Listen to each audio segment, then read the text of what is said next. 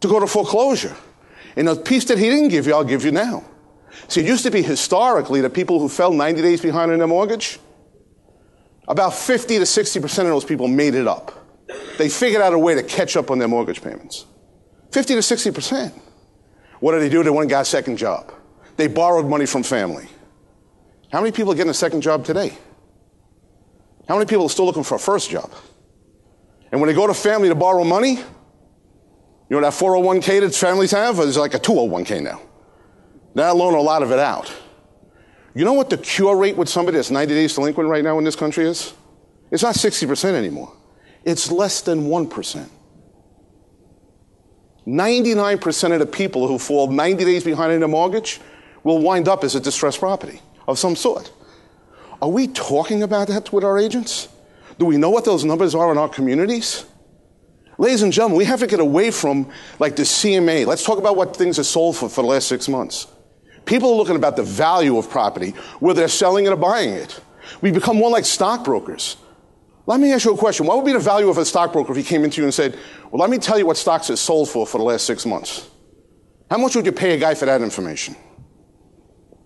Last soon he even brought it up and said, I'm going to give you some special stuff today.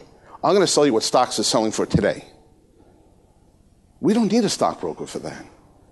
We need a stockbroker that can look into the future and not guarantee anything, but give us some good advice as to where they might be going so we can make good decisions. As an industry, we have to get our agents there too. Perhaps we have to walk down that road first. We have to instruct them. We have to make sure that they have the words to sit and talk to a buyer and seller. I have a test I do every time I'm in front of a group. You can do this test in front of your group the next time you put them together. Ask them this question. In the last 6 months, have interest rates gone up or down? Every single group says the same thing. Up. Interest rates are going up. Well, if you graph it, that's not accurate. Now, I know they've ticked up in the last 4 weeks, but if you look over the last 6 months, they've fallen like a rock.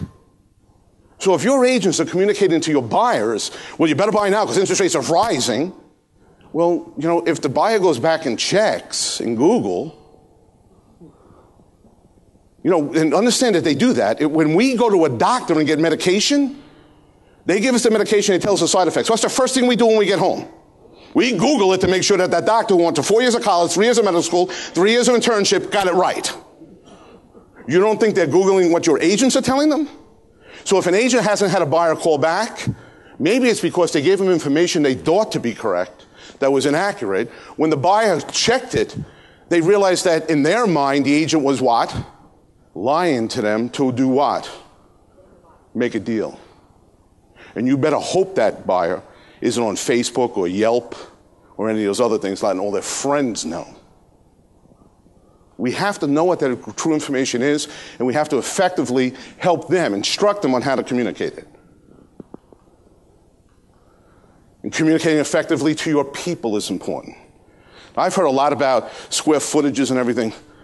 I'm not a real big believer in offices. The reason I'm not a real big believer in offices is when I go out to speak to companies, sometimes they invite me into like their star office, their flagship office, and it's me, the owner of the company, and a secretary if she happened to show up that day, or he happened to show up that day. I walk through beautiful office space, but there's nobody there. Now, one of the reasons we won't give that up is because, well, Steve, there's still a sense of community. Well, let me help you do that a little bit cheaper. Bring them together once a month. I thought that streaming idea or that almost streaming idea was brilliant. Bring them together once a month and make them understand that we're doing this together. Show some leadership at that meeting. Well, Steve, there's an expense there. Well, not if you do it like a local museum who wants you to bring people in. They usually give you the auditorium for free. And if you don't have a museum that will give it to you free, go to a movie theater. As long as you're out by 12 o'clock before the first showing, they'll give you the space cheap. And all your slides look brilliant. And you're talking there, you're bringing them together saying, this is what we're going to do for the next 30 days. Bring them together once a quarter. For the next 90 days, this is the plan.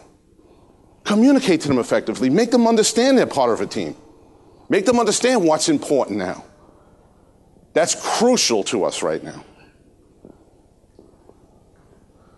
And for the people on the outside, forget about even the streaming part or anything.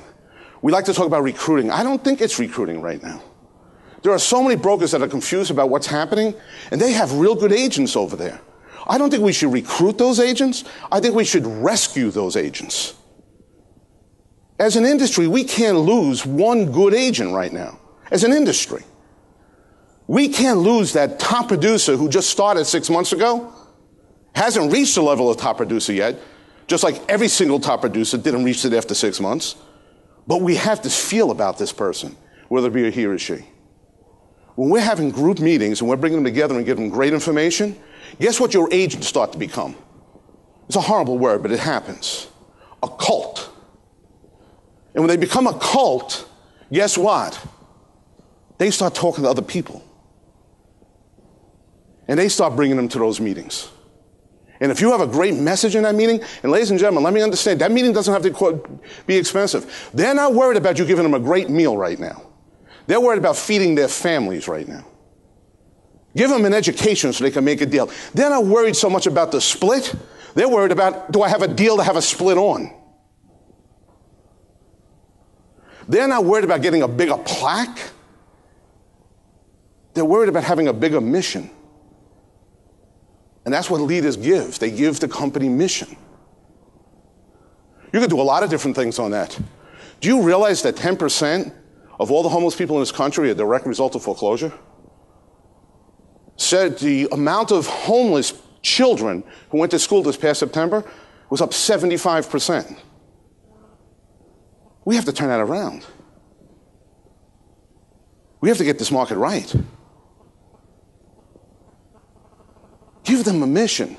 Give them a moral obligation to make this thing happen. Because if you're like a company that cares about your customer and client, and you're giving them an education on how to help them, all the fact that you don't have good coffee, I think it's great. You went from like this great coffee to Starbucks.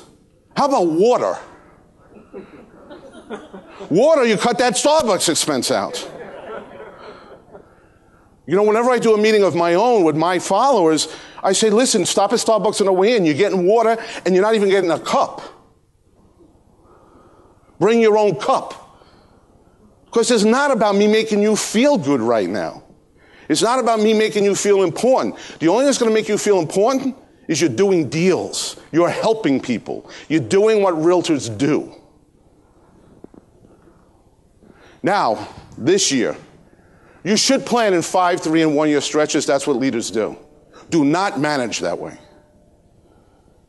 So many of the people in this room talk to me about, well, we got together in October, November, and we planned out the next year for them. Ladies and gentlemen, well, you can't plan out April until we know what's going to happen on March 31st with the buying of the mortgage-backed securities. Because that plan could change dramatically based on what happens on March 31st. If April 5th, half it does go into play, and the companies really say, you're right, we're going to short sale, we're not going to foreclose, if they listen to the protocol the government has already decided they have to listen to, that plan is going to change in the second quarter. So manage in 90-day increments. Bring them together every 90 days. Give them the 90-day mission. Make it important to them.